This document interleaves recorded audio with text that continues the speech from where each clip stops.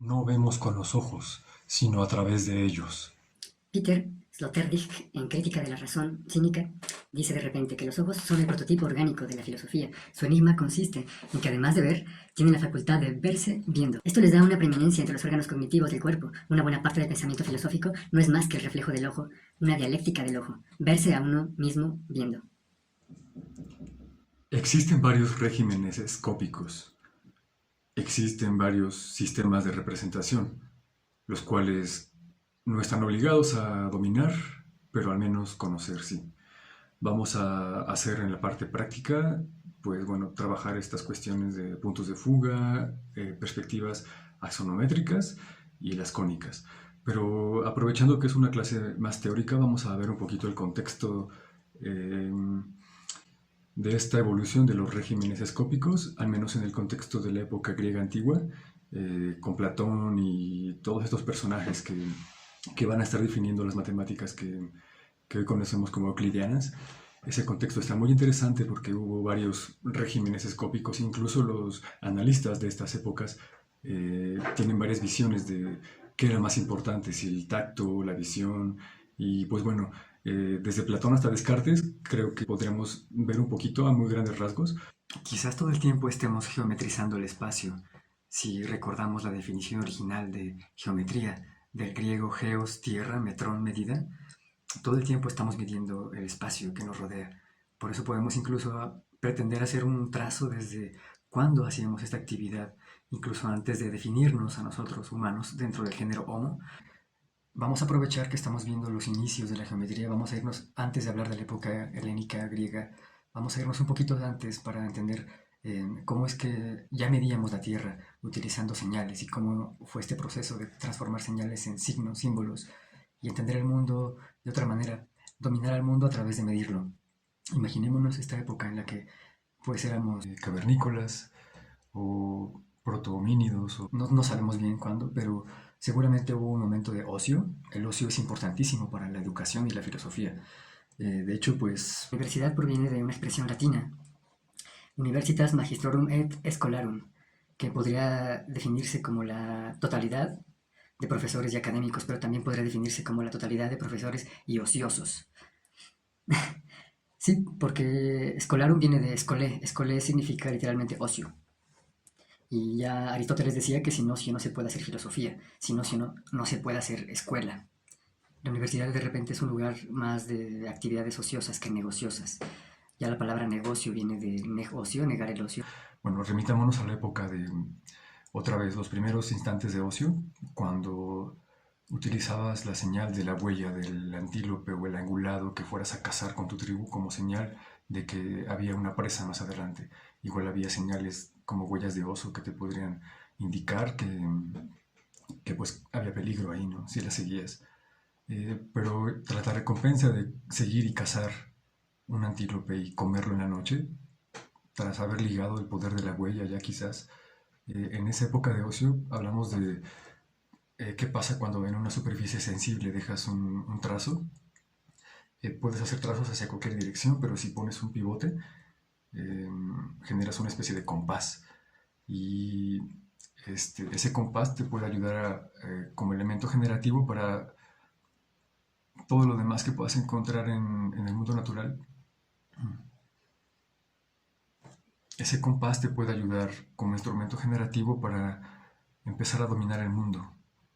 Yo creo que es ahí cuando se empieza realmente a instrumentalizar la geometría como una herramienta de poder. ¿Qué crees tú que pensaron cuando le salió la flor de la vida al darse cuenta que solamente requerían un compás? Y bueno, vamos a darnos cuenta que no nos hace falta más que un compás y una regla para comenzar a trazar sólidos platónicos. Ahora tenemos una herramienta para normar el espacio, para hacer círculos iguales, el factor de repetitividad y el observar que hay plantas con una configuración hexagonal, el hecho de tener una herramienta que me permite hacer una especie de espejo de la naturaleza. Tengo una herramienta ahora que parece una llave que abre la puerta que esconde los secretos del código que forma el universo. Tengo una herramienta que me acerca a Dios. ¿Qué otras cuestiones teológicas y realmente prácticas, pragmáticas pudieron surgir de este dominio del círculo, porque justamente es eso, es el dominio del círculo. Y podemos ir viendo como configuraciones de manera escalada. Por ejemplo, la vesica Piscis sería la primera configuración después de hacer un círculo, utilizando el compás, pinchando su perímetro, trazando un nuevo círculo, cuyo perímetro va a tocar el centro del primer círculo. Esa configuración se va a conocer como vesica Piscis y es bastante útil, tiene proporción áurea dentro y la encontramos en naturaleza, tanto en muchas culturas alrededor del mundo. Pues es que incluso es la llave para dominar uno de los números más digamos, truculentos, truculentos no es la palabra, uno de los números más salvajes que podemos tener aparte del 5, el número 7, el número primo. A nivel numerológico parece un número muy salvaje, digámoslo así, pero a nivel geométrico se comporta muy bien porque justamente uno de sus lados, de los 7 lados, es la mitad de la vesica Piscis. Geometría mesoamericana de Margarita Martínez del Sobral.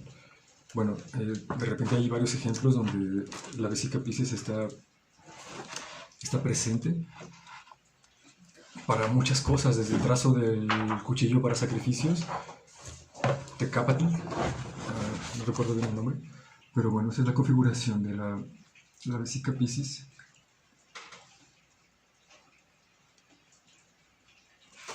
Utilizando estos puntos de intersección de manera progresiva podemos generar un montón de cosas. Otro ejemplo del compás como herramienta de poder para el dominio del espacio es que nos permite aplicar el teorema de Tales, el cual es bastante útil para escalas, para generar un sistema propio de medida, unidades de medida totalmente arbitrarias. Incluso esta herramienta sirvió para calcular la curvatura de la Tierra. Hay una crítica a las filosofías espontáneas de los vulgarizadores científicos, como quizás sea mi caso, y es que la verdad es súper divertido y tenemos todo el derecho como artistas, ya que tenemos derecho para trabajar con lo irracional y de algún modo interpretar la ciencia bajo nuestras propias interpretaciones. Para contrarrestar eso vamos a hacer una lectura un poco más rigurosa, vamos a hacer algunas lecturas de fragmentos del libro de Martin Jay, Ojos abatidos. Entonces es un poco más pesada. Si gustan, bueno, les advierto más bien que después habrá clases más divertidas, pero esta es un poco más pesada, más rigurosa. De todas formas es una lectura que tendrían obligada, entonces aprovechen que la vamos a leer aquí tantito. Saludos. Ivins, en un libro de 1946 donde afirma que los griegos eran más táctiles que visuales, el argumento de Ivins se basa en que la visión es intrínsecamente relacional, relativista y continua. El tacto, en cambio, se basa en el contacto del inmediato, discontinuo y no relacional con los objetos individuales que puede asir en el aquí y el ahora. Le falta, sostiene Ivins, la capacidad de ocuparse de la duración o del devenir y no puede captar una imagen completa del conjunto. El arte griego, afirma Ivins, era frío, estático y carecía de cualquier sentido de la historia o del desarrollo. La geometría griega se basa asimismo en el tacto, como manifiesta en su sesgo métrico, derivado de lo que podía medirse con la mano. Por eso carecía de un verdadero sentido de la perspectiva, con punto de fuga situado en el infinito, creyendo en su lugar con Euclides que las líneas paralelas nunca convergían. Ivins trata de rematar su argumento de que los griegos eran más táctiles que visuales, señalando la hostilidad de Platón hacia la vista y especulando con que esta actitud negativa hacia las artes miméticas se debía a su incapacidad para ocuparse satisfactoriamente del devenir y del crecimiento. Aunque la observación de Ivins sobre las cualidades táctiles en contraposición con las visuales resulta sugestiva, su argumento general no es convincente. En primer lugar, la visión parece conducir a una apropiación tan congelada y estática del mundo como el tacto. De hecho, veremos que muchos comentaristas lo condenan precisamente por esa razón. En segundo lugar, el tacto puede proporcionar la experiencia de continuidad en el espacio mediante la exploración de una superficie, aunque sin duda está mucho menos capacitado que la visión para transmitir el conjunto con el que entra en contacto. Es más plausible que la visión sinóptica lleve a una negación sincrónica del devenir de lo que sería en el caso con el movimiento exploratorio del tacto. Tampoco el tacto es tan extraño de la experiencia relacional e interactiva como Eyvind supone. ¿Cuál es, después de todo, el significado de las caricias de los amantes? Su caracterización de la hostilidad de Platón hacia la vista se basa en una noción restringida de la visión. De hecho, la hostilidad que Platón abrigaba contra la visión sensual se dirigía precisamente a lo que Eyvind afirma que la visión no es capaz de hacer. Pero Platón creía que sí, registrar el devenir. Para Platón el devenir era el reino de la ilusión. Por todas estas razones, el argumento de Eyvind sobre la actitud griega hacia la visión no se ha convertido en el punto de vista dominante, aunque no haya carecido de influencia. De hecho, la filosofía, la religión y el arte griego pues ofrecen aval amplio para esta generalización. Hasta se ha aducido pruebas lingüísticas para mostrar que los múltiples verbos empleados en el periodo homérico para designar aspectos de la práctica visual se redujeron a unos pocos en la era clásica. Y eso que ya en la época, en la Ilíada no aparece en la palabra para el color azul, eso lo veremos después.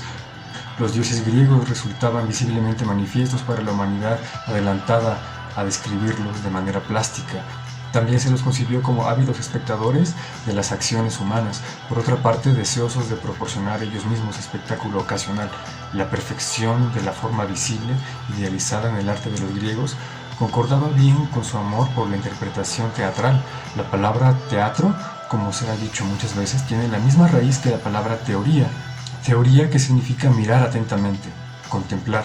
Lo mismo sucede con teorema, lo cual ha permitido que algunos comentaristas subrayen el papel privilegiado de la visión en la matemática griega, con su énfasis geométrico. La importancia de la óptica en la ciencia griega se ha aducido asimismo para ilustrar su carencia por la vista. Incluso la idealización griega del cuerpo humano desnudo, en contraste con el énfasis hebreo, el vestido, ha aparecido en consonancia con una inclinación hacia la transparencia y la claridad visual. Pero en ningún otro sentido lo visual ha semejado tan dominante como esa invención griega llamada filosofía. Aquí la contemplación de los cielos visibles, alabada por Anaxágoras como el medio de la culminación humana, se extendió hasta convertirse en el asombro filosófico ante todo cuanto estaba a la vista. Se asumió que la verdad podía estar tan desnuda como el cuerpo descubierto. El conocimiento es la constatación de haber visto, observa Bruno Snell, en relación con la epistemología griega, y el nous es la mente en lo tocante a su capacidad de absorber imágenes. En un ensayo seminal titulado La nobleza de la vista, Hans Jonas ha perfilado las implicaciones de este sesgo visual tanto para el pensamiento griego como para la subsiguiente historia de la filosofía occidental. La vista, dice Jonas, es preeminentemente el sentido de la simultaneidad, capaz de examinar un campo visual en un momento, intrínsecamente menos temporal que otros sentidos, como el oído o el tacto, tiende a elevar el estático ser por encima del dinámico devenir. Las esencias fijas sobre las apariencias efímeras, la filosofía griega, desde Parménides hasta Platón, subrayó por lo tanto una presencia etérea, inmutable. El propio contraste entre eternidad y temporalidad, afirma Jonas, descansa en una idealización del presente, experimentando visualmente como el ostentador de los contenidos estables, contra la fugitiva sucesión de sensaciones no visuales. La ciencia griega, coronada por la óptica también, era incapaz de ocuparse exitosamente del movimiento, en particular el problema de la aceleración.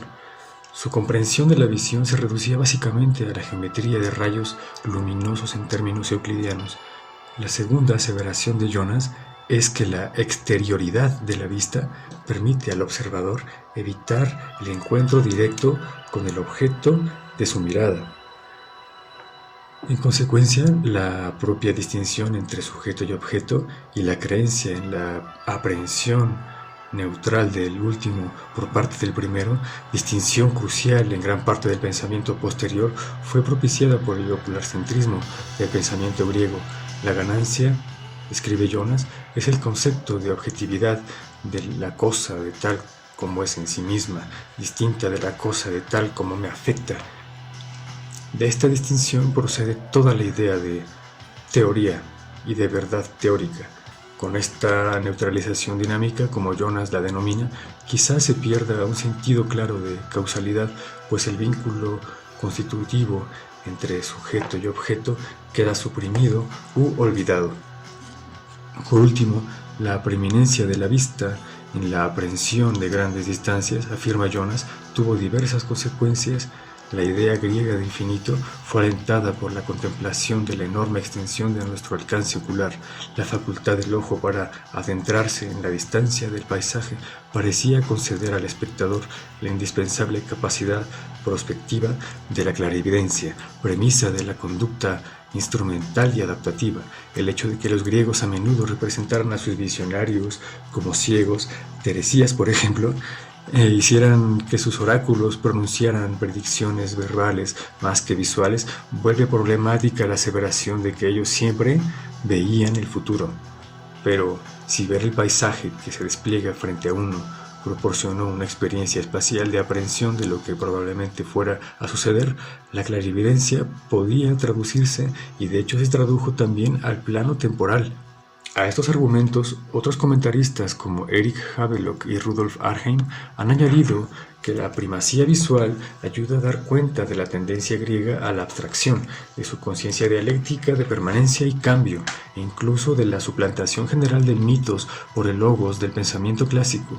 Una vez ganada la batalla contra la sofística que defendía la retórica y el oído, la filosofía griega pudo alcanzar una noción definida visualmente de verdad epistémica, monológica y desinteresada por encima de la mera opinión odoxa, aunque la alternativa sofista nunca se olvidó del todo, de hecho permanece en la propia forma de los diálogos de Platón. Su reputación fue pobre hasta que figuras como Lorenzo Valla y Jean-Baptiste Davico la reavivaron muchos siglos después. La importancia de la vista es evidente. La importancia de la vista es evidente en los escritos de Platón. En el Timeo, por ejemplo, distinguía entre la creación y el sentido de la vista, que agrupaba junto a la creación de la inteligencia humana y del alma, y la del resto de sentidos que colocaba junto al ser material del hombre. Para Platón la verdad se encadenaba con eidos, idea, que era como una forma visible, despojada de su color. El ojo humano, afirmaba, es capaz de percibir la luz porque comparte una cualidad analógica con la fuente de luz, el sol. Se da una analogía similar entre el intelecto que llamaba el ojo de la mente y la forma suprema, el bien, aunque a veces dudaba de nuestra capacidad para mirar directamente al sol o al bien. En la República, Platón afirmaba que el hombre justo puede encararlo de frente y ver el sol, pero no en sus imágenes reflejadas en las aguas ni en otro lugar ajeno a él, sino el propio sol en su propio dominio y tal cual es en sí mismo. Un examen más detenido de la celebración platónica de la vista serviría no obstante para corregir una valoración excesivamente unidireccional al ocularcentrismo griego, pues la filosofía de este autor, la visión, aparece referirse solo a la idea del ojo interno de la mente. De hecho, Platón expresó a menudo graves reservas sobre la visibilidad de los ojos, de la percepción normal. Vemos a través de los ojos, insistía, no con ellos. El célebre mito de la caverna, en que el fuego es sustituido por el sol como fuente de una luz demasiado cegadora para encararla directamente. Los prisioneros que estaban en la cueva logran escapar y encuentran el camino que les conduce al mundo, donde tras un inicial deslumbramiento pueden encarar el sol, pero su percepción sensorial normal en la caverna corresponde a las sombras fugitivas e imperfectas proyectadas en la pared, cualesquiera que sean las implicaciones de este mito fundamental de la cultura occidental. Posteriormente repasaremos las críticas que le han hecho feministas francesas antivisuales como Lucy y Garay. Resulta claro que demuestra la incertidumbre de Platón sobre el valor de la percepción sensorial real, incluida la visión. De esa desconfianza procede la tristemente célebre hostilidad de Platón hacia las artes miméticas, en especial hacia la pintura, que prohibió en el estado utópico de la República. El teatro era asimismo sospechoso por su simulación ficticia de la acción real. De todas las artes, solo la música, con su relación matemática no imitativa con el dominio supremo de las formas, relación basada para Platón en el descubrimiento realizado por Pitágoras de la naturaleza numérica de los intervalos musicales, no resultaba peligrosamente engañosa. En consecuencia, el Platón que en el Timeo nos dice que la visión es el mayor don de la humanidad, También nos advierte contra las ilusiones de nuestros imperfectos ojos. Los auténticos filósofos, insiste, no son meros espectadores superficiales, advertencia tomada al pie de la letra por pensadores posteriores como Demócrito, de quien se cuenta se arrancó los ojos para ver con el intelecto, aunque sin duda pueden encontrarse actitudes más positivas hacia los ojos reales en la filosofía griega, sobre todo en la defensa aristotélica de la inducción y en el poder de la vista para discriminar entre más fragmentos de información que cualquier otro sentido. Resulta manifiesto que la cultura griega no estaba tan inequívocamente inclinada hacia la celebración de la visión como puede parecer a primera vista. De hecho, muchos mitos griegos esenciales expresan una cierta ansiedad sobre el poder maléfico de la visión, en especiales los de Narciso, Orfeo y Medusa, y Argos, todo ojos, quien recibía el sobrenombre de Panoptes, el que todo lo ve. Fue destruido en última instancia por Pan, cuya música cautivadora le indujo al sueño. La propia aparición de los dioses en imágenes antropomórficas fue de hecho cuestionada por un crítico, el filósofo Genófanes, en el siglo VI a.C. La existencia de numerosos amuletos antropaicos y de otros instrumentos para desactivar el mal de ojo, llamado por los griegos vascanos, optalmos, también sugiere hasta qué punto estaba extendido aquí, como en todas partes, el temor de ser visto. De hecho, podría arguirse que las propias ambigüedades que hemos señalado en el pensamiento de Platón fueron decisivas para elevar al estatus de lo visual en la cultura occidental. Estas ambigüedades fueron muy útiles para los orígenes filosóficos o las bases filosóficas del ocularcentrismo moderno. En el libro se irá desarrollando esta cuestión hasta, la lectura que tienen obligada llega hasta Descartes. Estas cuestiones las podemos trabajar un poco más adelante cuando veamos puntos de fuga y se retoman esos conceptos en un plano un poco más metafísico.